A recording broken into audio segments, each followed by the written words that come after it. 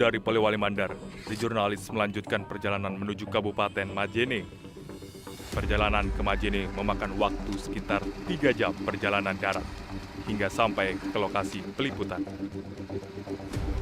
Survei status gizi Indonesia mencatat hingga akhir tahun 2021 tingkat prevalensi stunting di Kabupaten Majene sebesar 35,7%, tertinggi kedua setelah Kabupaten Polewali Mandar. Adapun 5 kecamatan dengan tingkat prevalensi tertinggi di Kabupaten Majene versi aplikasi elektronik pencatatan dan pelaporan gizi berbasis masyarakat.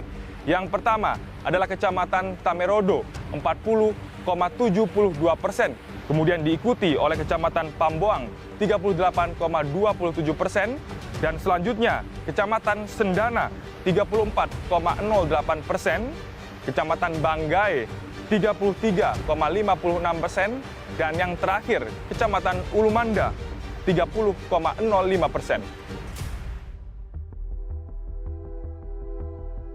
Kami tiba di Desa Mekata, Kecamatan Malunda, Majene.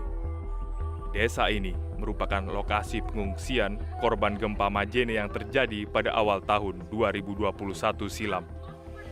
Sebagian besar para pengungsinya merupakan warga Dusun Aholeang dan Rui.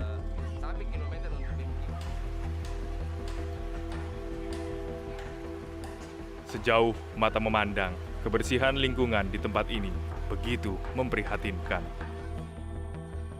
Sampah berserakan sehingga menimbulkan bau tidak sedap. Kondisinya kian bertambah parah ketika minimnya keberadaan fasilitas kesehatan di kawasan ini. Di tempat ini, fokus intervensi pencegahan stunting lebih difokuskan kepada sejumlah ibu hamil, mulai dari pengukuran tekanan darah, gula darah, berat badan, tinggi badan, serta pemberian tablet penambah darah dan makanan tambahan. Minimnya akses transportasi dan fasilitas kesehatan yang jaraknya cukup jauh disebut-sebut menghambat pola penanganan stunting di tempat ini. Di lokasi pengungsian ini, apakah diberikan edukasi ataupun informasi begitu tentang bahaya stunting? Seperti apa? Kita edukasinya edukasi memberikan makanan tambahan, di posyandu, memberikan susu, memberikan obat FE tambah darah 30 minimal 120 lah selama 9 bulan. Kemudian harus mengkonsumsi sayur, terutama daun kelor. Disarankan ibu istirahat yang cukup, jangan mengangkat beban yang berat. Bagaimana upaya yang dilakukan oleh petugas kesehatan yang berada di wilayah ini untuk memastikan bahwa warga, khususnya para ibu hamil, ibu menyusui ini bisa mendapatkan fasilitas ataupun layanan kesehatan yang maksimal?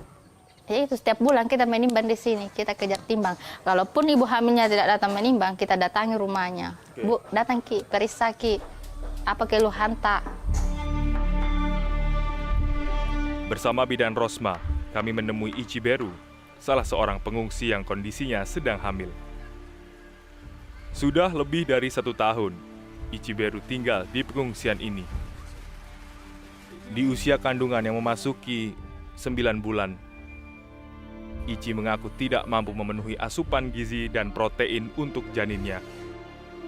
Lagi-lagi, membuat keluarga kecil ini tak mampu berbuat banyak. Belum lagi, minimnya ketersediaan air bersih di tempat tinggalnya membuat Ici mesti mengeluarkan biaya tambahan untuk membeli air galon isi ulang untuk keperluan memasak dan minum. Treatment yang diberikan oleh petugas kesehatan ini berupa apa saja? Tambahan makanan, sayuran, sama apa ya? Kalau dibilang susu sih ya enggak ada. Cuma kayak vitamin, sayuran, itu aja. Jadi susu tidak terima? Enggak. Nah ini kan penting sebenarnya. Ya, enggak ada. Bagaimana? Ya berusaha beli sendiri, Pak. Di lokasi pengungsian, kami juga menemui Risna, seorang ibu muda yang kini sedang hamil 3 bulan. Di usia kehamilannya itu, Risna mengaku khawatir dengan perkembangan janin yang dikandungnya. Maklum saja, kondisi lingkungan tempat tinggalnya yang memprihatinkan membuatnya harus menumpang ke rumah tetangga, hanya untuk urusan buang air kecil maupun besar. Pasalnya, rumahnya belum memiliki fasilitas sanitasi yang memadai. Sudah begitu, melakukan proses persalinan di rumah seperti menjadi pilihan utama warga di pengungsian karena tidak tersedianya transportasi memadai untuk mengantar ke vaskes terdekat. Apakah Kak Risna tidak khawatir gitu dengan kandungan? Khawatir, Pak WC belum di dalam rumah kan biasanya kan kalau habis melahirkan tidak bisa gerak-gerak gitu. Nah, kalau sekarang melahirkan ya harus keluar. Fasilitas kesehatan, puskesmas ataupun puskesdes ini paling dekat jaraknya berapa? 1 kilo dari sini. Sulit itu kalau saat melahirkan. Kan mobil umum nggak ada. Motor di sini cuma banyak motor. Jadi kalau melahirkan ya melahirkan di rumah aja.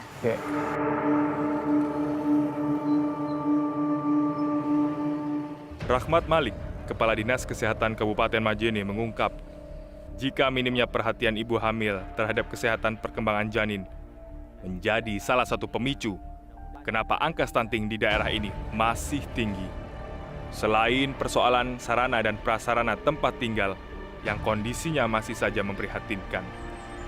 Jadi seperti kami sampaikan ini pada waktu masa kehamilan, memang selain salah satu pemberian tambah darah, kita juga teman-teman di tiap lingkungan ada dibentuk dari teman-teman tiap puskesmas di lingkungan kelas ibu hamil. Di situ dengan kelas ibu hamil memberikan edukasi kelompok bagaimana segala masalah permasalahan kesehatan.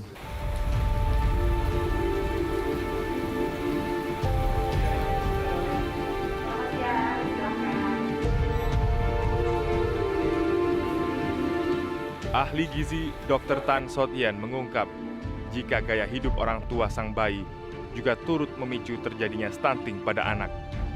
Terlebih, jika orang tua minim pengetahuan dalam memberikan makanan pendamping untuk bayi, serta sang ibu tidak dapat memenuhi kebutuhan ASI eksklusif dalam kurun waktu 2 tahun pasca melahirkan. Siapa sih orang yang mau anaknya stunting gitu loh? Dan ya sekali lagi perlu juga sedikit ngerem ya. Ngerem apa yang jadi ada yang perlu digencarkan, ada yang perlu direm. Yang direm adalah etika kebablasan dari para produsen yang memproduksi produk-produk tertentu yang seakan-akan menjanjikan anak tidak stunting, menjanjikan bahkan menggeser peran ASI eksklusif. Bahkan menggeser peran ASI sampai usia 2 tahun. Bahkan menggeser yang disebut dengan peran makanan lokal, itu tidak boleh. Apa yang ada secara lokal di tempat itu, yang bisa kita lihat memang zat besinya baik, kalsiumnya prima, cukup protein, itu harus kita perkenalkan kepada masyarakat. Kepala Bapeda Provinsi Sulawesi Barat mengungkap lebih jauh mengapa angka stunting tinggi di tempat ini. Apa Pak kiranya yang membuat penanganan stunting di Sulawesi Barat ini terkesan lambat, Pak? Kita akui memang di Sulawesi Barat ini kita masih banyak ya orang-orang yang masih berada di garis kemiskinan, Pak. Kemiskinan Sulawesi Barat ini di atas kemiskinan nasional. Kita 11,75% dari 1,3 juta penduduk. Bahkan kemiskinan ekstrim kita itu berada pada angka 4,9%. Ini semua masih menjadi persoalan di mana memang kecenderungan ya banyak anak-anak yang stunting itu adalah berada dari kalangan masyarakat miskin.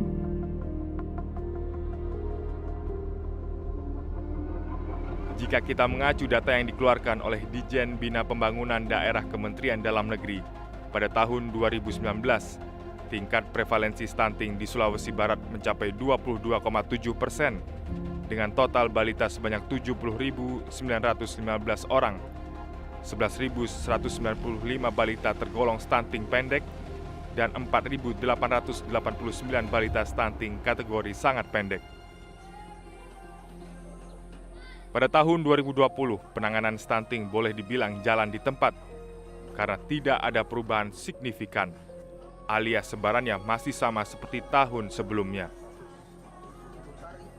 Sementara tahun 2021, tingkat prevalensi stunting memang sedikit menurun, 19,3%, dengan total balita sebanyak 88.660 orang.